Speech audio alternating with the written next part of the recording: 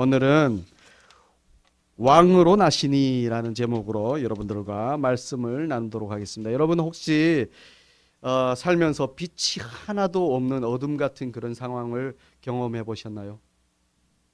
속상하고 괴롭고 힘든 상황, 더 이상 어떻게 할 수 없는 그런 상황. 그런 어둠 같은 상황이 왜 있는지 혹시 생각해 보셨나요? 왜 이런 어둠 같은 상황이 나에게 있나라고 생각을 해 보셨나요?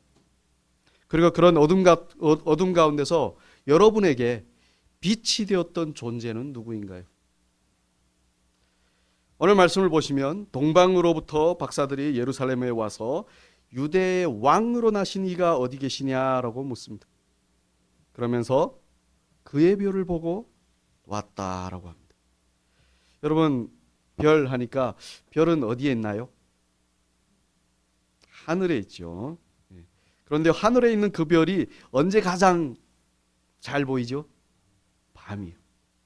특히 금음달 때요. 달빛이 하나도 없는 아주 어두운 밤에 가장 잘 보입니다. 서울처럼 가로등이 많은 것 말고요. 저 시골에 가면요. 어떨까요? 반짝반짝 별들이 정말 잘 보이죠. 하늘에서. 그런 하늘은 마치 빛들로 가득한 것 같아요. 그런데요. 그렇게 별을 보다가 그렇게 반짝반짝 뛰는 별을 보다가 땅을 보면 어떨까요? 칠흑같이 어두워서 한치도 분간할 수 없습니다. 그래서 손전등 같은 그 인공빛으로 이렇게 비추면서 길을 갈 수밖에 없죠. 하늘에는 수많은 별들이 빛을 내면서 반짝이는데 땅은 그냥 어둠 그 자체예요. 그런데요, 여러분, 성경적으로 하늘은 하나님의 세계를 말하고 땅은 인간의 세계를 말합니다. 그래서 별이 가득한 하늘과 어둠이 가득한 땅을 생각하면서 그렇구나. 하나님의 세계는 빛으로 가득하구나. 그러나 사람의 세상은 어둠 그 자체구나 라고 생각해 봅니다. 왜 세상을 어둠이라고 하는지 의아할 수 있습니다. 왜냐하면 하나님께서 그렇게 부르시기 때문. 당신을 떠나 죄와 사망 가운데 있는 이 세상을 어둠이라고 부르시기 때문입니다. 그런데 여러분 생각해 보십시오. 캄캄한 이 땅에 하늘의 별이 내려온다면, 캄캄해서 아무것도 안 보이는 이 땅에 그 반짝이는 하늘의 별이 내려온다면 어떻게 될까요? 어두운 이 땅은 환하겠죠. 여러분 그렇습니다. 예수님이 바로 어두운 이 땅에 내려오신 하늘의 별이세요. 죄와 사망이라는 어둠 가운데 있는 우리를 구원하시기 위해서 내려오신 생명의 빛이라는 겁니다. 자, 그러면 그렇게 이 땅에 오신 예수님을 우리는 어떻게 해야 될까요? 그 빛으로 내려오신 그분을 우리는 어떻게 해야 될까요? 네, 동방 박사들이 어둠 가운데서 별을 보고 예수님께 온 것처럼 우리도 빛이신 예수님께로 나와야 합니다. 예수님께 나와야 한다는 다른 말로 하면 예수님을 어떻게 한다고요? 믿어야 되는 거예요. 예수님을 믿으면 어두운 우리 인생이 어떻게 변할까요? 예수님의 빛을 받아 밝아지는 겁니다. 그런데 만약에 예수님을 믿지 않으면 어떻게 될까요? 계속 어둠 가운데 있게 됩니다.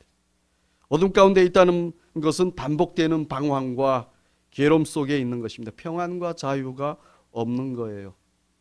그러나 예수님이란 빛은 그분을 찾고 믿는 자들에게 비춰집니다. 믿는 자에게는 어떤 상황 가운데서도 세상은 믿을 수 없는, 세상은 볼 수 없는 그 평안과 자유를 얻게 됩니다.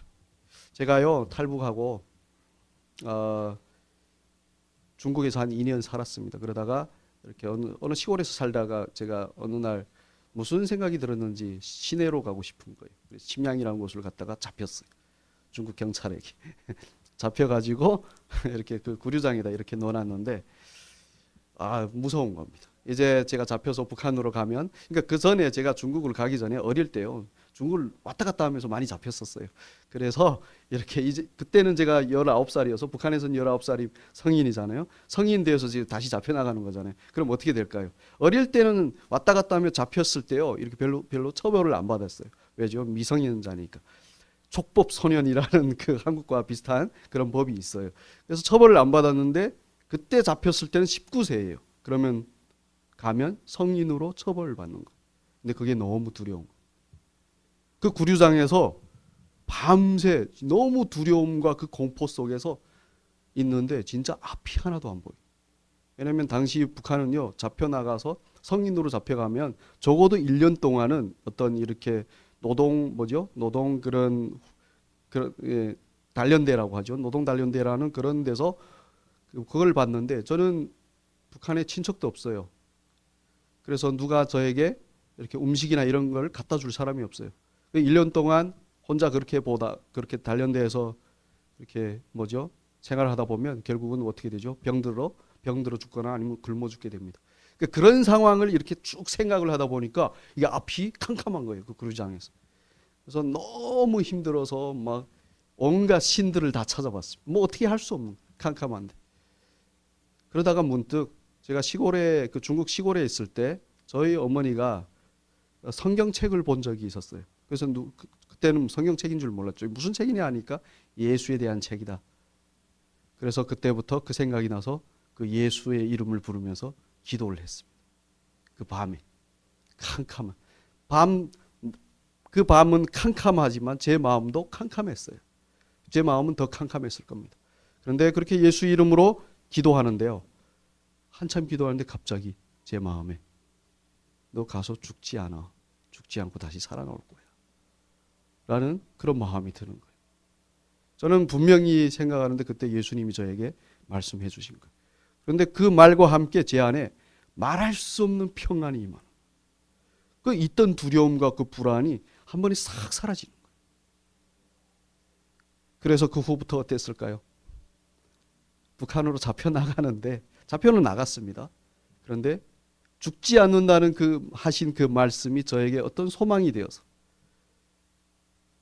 두렵지 않고 오히려 기뻐하면서 빨리 갔다 오기를 바라면서 그렇게 다녀왔던 기억이 있습니다. 여러분에게도 칠흑같이 어두운 상황이 있을 때 여러분 예수님을 찾으심으로 그분이 주시는 평안과 자유를 누리시기 바랍니다. 몸이 아프고 경제적으로 어렵고 어떤 힘든 상황에 있더라도 우리에게 오신 예수님을 찾으면 그것들로부터 풀려나 자유하고 평안할 것입니다. 이거는요 경험해본 제가 여러분들에게 권면하는 것. 그러니까 혼자 어떤 어려움이 있을 때 혼자 앉아서 끙끙 앓지 말고 누굴 찾으시라고요? 여러분에게 찾아오신 그 예수님을 찾으시기 바랍니다. 그런데요 그럼에도 불구하고 예수님을 믿지 않고 찾지 않는 것은 왜 그럴까요? 제가 이렇게 찾으라고 해도 꼭 안 찾는 분들이 있더라고요. 그 어둠 속에서 어떻게 하나 자기가 벗어나 보려고 발버둥 치는 분들이 있더라고요. 그럼 왜 그럴까요? 왜 찾지 않을까요, 예수님을? 바로 예수님이 아닌 내가 빛이 되고 내가 왕이 되고 싶어 하기 때문입니다. 우리는 오늘 본문에 나오는 헤롯 왕을 통해 잘 알 수 있습니다. 자, 헤롯은 당시 헤롯 대왕이라고 불렸어요. 1절에 나오죠. 헤롯 왕이라고. 기원전 37년부터 기원 후 4년까지 모두 41년간 유대를 다스린 왕입니다. 그런데요, 헤롯은 순수한 유대 혈통이 아니고 이두메인 사람이었습니다. 그러면서 순수한 유대인이 아닌 헤롯이 그런데요, 이 순수한 유대인이 아닌 헤롯이 어떻게 유대인의 왕이 되었을까요? 네, 헤롯은 당시 로마 제국이 유대 땅을 통치하기 위해 세운 분봉왕이었는데 혈통이 다르니 유대인들과 하나 되지 못하고 그러면서 로마를 위해 유대인들을 통치해 줄 수 있으니 로마가 그를 꼭두각시왕으로 세웠던 거예요. 그래서 헤롯은 유대인들의 인정을 받지 못하는 그런 왕이었습니다. 그러나 헤롯은 어떤 왕일까요? 자, 유대인들의 인정을 받지 못하는 왕이며 로마가 세운 왕이었습니다. 그가 진짜 왕일까요? 가짜 왕일까요? 그렇죠. 아까 금방 말씀드렸죠. 꼭두각시 가짜 왕이에요. 자, 제가 이렇게 질문을 하는 거는 여러분들이 좀 집중을 하시라고 질문을 하는데 여러분들 집중해 주시기 바랍니다. 딴 생각하지 마십시오. 집중해서 따라와 주십시오. 가짜 왕이에요. 그러나 헤롯은요, 자기 왕자를 지키기 위해 엄청난 노력을 한 사람이에요.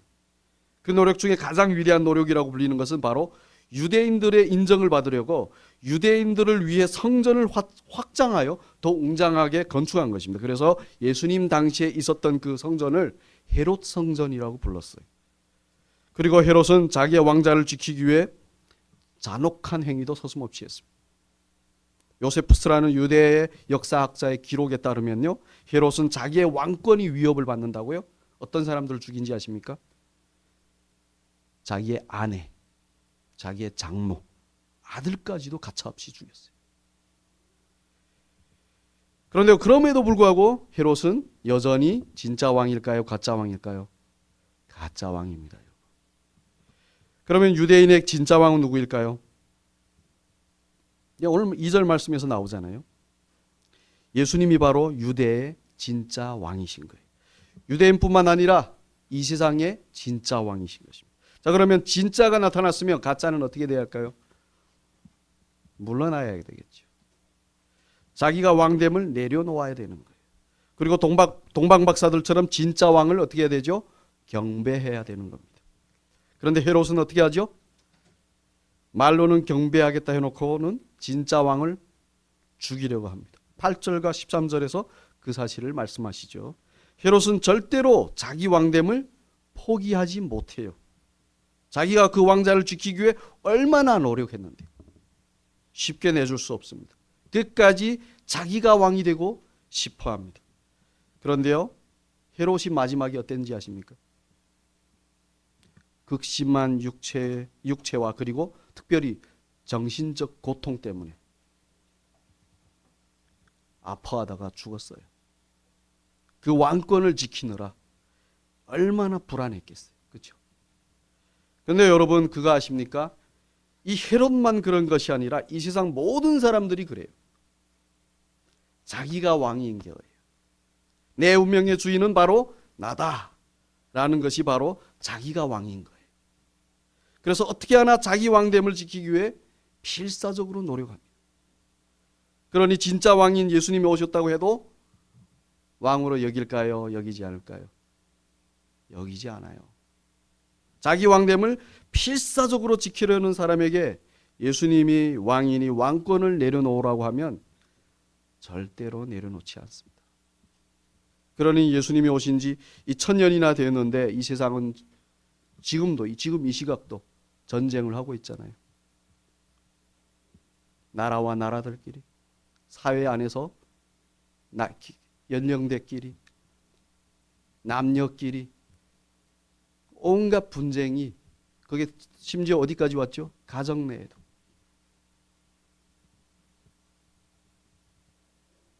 만약에 이 세상 모두가 예수님을 자기의 진정한 왕으로, 주님으로 모신다면 이 세상은 어떨까요? 그냥 분쟁과 전쟁은 사라지겠죠. 평안 그 자체일 겁니다. 그런데 세상은 믿지 않으니 그렇다 칩시다. 문제는 예수를 믿는다는 우리는 어떨까요? 여러분, 예수를 믿는다고는 하지만 만약에 우리 삶 가운데 여전히 불안과 분쟁이 있다면 그것은 바로 우리가 여전히 왕이어서 그런 겁니다.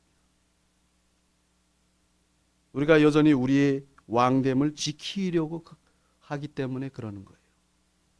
여러분 기억하십시오. 우리의 왕됨을 지키려는 데는, 즉 내가 내 인생의 주인이 되려고 하는 데는요, 심지어 그것을 위해 열심히 하는 데는요, 절대로 평안과 자유가 없습니다. 저는요, 진짜 열심히 산 사람들, 성공한 사람들요, 평안했냐 물어봐요. 절대로 없어요. 돈은 가득하죠. 늘 싸우고 살았어요. 그러다 결국은 아파서 있다가 고통 속에 돌아가시는 거 많이 봤습니다. 여러분들도 많이 볼 겁니다. 그래서 여러분, 우리가 평안과 자유를 얻으려면 우리는 매일매일 우리의 왕됨을 어떻게 돼요? 포기해야 돼요. 그리고 우리의 왕으로 오신 예수님을 우리의 왕으로 어떻게 해야 될까요? 인정해야 돼요. 우리는 우리의 왕자를 예수님께 내드려야 합니다. 그리고 그 왕을 경배해야 됩니다. 그렇게 하지 않고 평안과 자유를 구하자는 절대로 없어요. 장담컨대 절대로 없어요. 예수를 왕으로 인정하지 않고는 절대로 평안과 자유는 없습니다. 그러나 우리가 그분을 왕으로 인정하고 그분을 믿고 경배할 때 비로소 우리에게 있는 모든 전쟁, 그 분쟁은 어떻게 될까요? 멈출 겁니다. 불안이 평안이 되고 묶임이 자유가 되고 슬픔이 기쁨이 될 거예요. 예수님을 진정한 나의 왕으로 믿을 때 그렇게 된다는 거예요. 그런데 이렇게 말하면 그렇게 믿고 싶은데 잘 안 돼요. 많은 분들이 그렇게 얘기를 해요. 그리고 예수님을 왕으로 내 인생의 주인으로 모시기가 그렇게 뭐 말처럼 쉽나요? 나는 눈앞에 있는 돈이 내 왕 같은데. 그런데요, 그런 여러분에게 정말 큰 은혜를 알려드릴게요. 그 은혜가 뭐냐면요, 예수님을 잘 믿지 못하고 그리고 왕으로 주님으로 확실히 모시지 못하는 그런 우리를 위해, 여러분 잘 들으십시오. 예수님은 당신이 우리의 왕 되심을, 주님 되심을 절대로 포기하지 않으시고 열심히 우리에게 역사하신다는 사실이에요. 우리는 믿지 않아요. 우리는 그분을 왕으로 인정하지 않아요. 그런데 예수님은 포기하지 않으세요. 당신이 우리의 왕 되심을, 당신이 우리의 주님 되심을 절대로 포기하지 아니하시고 믿지 않고 그분을 인정하지 않은 우리와 함께 하시면서 역사하세요. 이게 큰 은혜인 거예요. 우리가 믿고 받은 은혜라면 내가 믿었으니 받았다고 얼마나 자랑하겠습니까? 그런데 믿지 않고 인정하지도 않는데 그분이 우리와 함께 하신다면 이보다 더 큰 은혜가 어디 있습니까? 버릴 수도 있는데. 그렇잖아요. 왕으로 인정하지 않으면 세상 왕은 어떻게 하죠? 자기를 왕으로 인정하지 않으면 적으로 간주합니다. 그리고 어떻게 하죠? 공격하는. 그래서 전쟁하고 분쟁이 있는 거예요. 가정 사이에도. 저와 저희 아내가 결혼한 지 7년이 됐습니다. 7년 동안 전쟁이 멈추지 않아요. 왜일까요? 서로가 왕이 되고 싶어요. 근데 요즘 시대는 여자들이 좀 우위에 있어요. 그래서 제가 그런 얘기를 들었어요. 옛날에는요, 이렇게 이 부부들이요, 이렇게 따로따로 모이잖아요. 남자들끼리 모이고 여자들끼리 모이고. 여자들이 부녀들이 모이면 가장 많이 하는 게 뭐였는지 아십니까? 남편 숭 보는 거. 근데 요즘은요, 남편들이 모여서 아내 숭을 그렇게 본대요. 다 자기가 왕 되고 싶어요. 그 왕됨을 포기해야 되는데 안 되는 거예요. 그런데요, 그럼에도 불구하고 우리 주님이 우리와 함께 하시면서 계속해서 내가 왕이야, 내가 내 주님이야, 나를 좀 받아들여, 나를 좀 믿어. 그래야 네가 그 불안에서, 그 전쟁 같은, 그 지옥 같은 곳에서 자유할 거 아니냐, 평안할 거 아니냐. 절대로 당신이 주인 되시고 왕 되심을 포기하지 않으십니다. 제가 무슨 말을 하는지 이해되시나요, 지금? 제가 이거를 여러분들 이해시키려고 예를 하나 들었는데요. 요즘 저희 아이들이요, 자기 뜻대로 안 돼요. 뭐라고 하는지 아세요? 제가 자기들이 원하는 대로 못하게 하잖아요. 아빠는 내 아빠가 아닌 것 같아, 막 이래요. 내 아빠 하지 마, 뭐 이러기도 하고. 그런데 여러분, 제 아이들이 진짜로 저를 아빠로 인정하지 않는다 해도 저는요, 그 아이들의 아빠 되기를 절대로 포기하지 않습니다. 아이들이 저를 아버지로 인정하든 인정하지 않든 저는 아버지의 역할을 할 겁니다. 여러분들도 그러잖아요. 그렇죠? 자녀가 있으신 분들은. 마찬가지로 우리가 예수님을 믿지 못하고 예수님을 왕으로 주님으로 여기지 못해도 예수님은 절대로 우리를 포기하지 않으십니다. 우리가 믿든지 믿지 않든지 왕으로 여기든 여기지 않든지 개의치 않으시고 우리를 위해 지금도 실제적인 우리의 왕으로 주님으로 우리의 삶 가운데 역사하시는 분이 바로 아기 예수로 이 땅에 오시고 십자가에서 피 흘려 죽으시고 3일 만에 죽으신 후 3일 만에 그 죽으신 가운데서 부활하시고 하나님 우편에 오르시어 성령을 우리에게 보내주시어 함께 하시는 예수 그리스도이십니다. 이런 은혜의 예수님을 우리가 어떻게 해야 될까요? 만나야 돼요. 만나야 돼. 근데 어떻게 만나요? 우리는 절대로 우리는 우리의 왕권과 우리의 주님됨을 우리의 주인됨을 포기하지 못해요. 그러면 그분이 우리에게 왕으로 주님으로 오셔야만 우리가 평안할 수 있는데 우리가 죄와 사망에서 구원될 수 있는데 그럼 어떻게 해야 될까요? 그분의 그 은혜를 구해야 됩니다. 우리는 대부분 기도하잖아요. 믿지 않아도 기도는 해요. 그렇죠. 내가 바쁘면 기도해요. 그 기도의 그 내용을 예전에는 내가 원하는 어떤 것으로 했겠지만 지금은 뭘로 하면 되는 거죠? 예수님이 나의 왕이 되어 주십시오. 예수님이 나의 주님이 되어 주십시오. 그리고 주님이 주시는 그 평안과 자유를 제가 이 세상 가운데서 누리게 해 주십시오. 라고 기도하는 거예요. 그럴 때 주님께서 어떻게 하실까요? 제가 아까 말씀드렸잖아요. 제가 그 구류장에서 그 캄캄한 구류장에서 제가 예수님의 이름을 불러 간절히 그분을 찾을 때 그분이 저에게 정말 이 세상에서는 말로 설명할 수 없는 그런 평안과 자유를 주셨듯이 여러분에게도 그 평안과 자유를 주실 것입니다. 그런 축복이 있는 저와 여러분이 되시길 진심으로 축복합니다. 네, 우리 함께 찬양하겠습니다.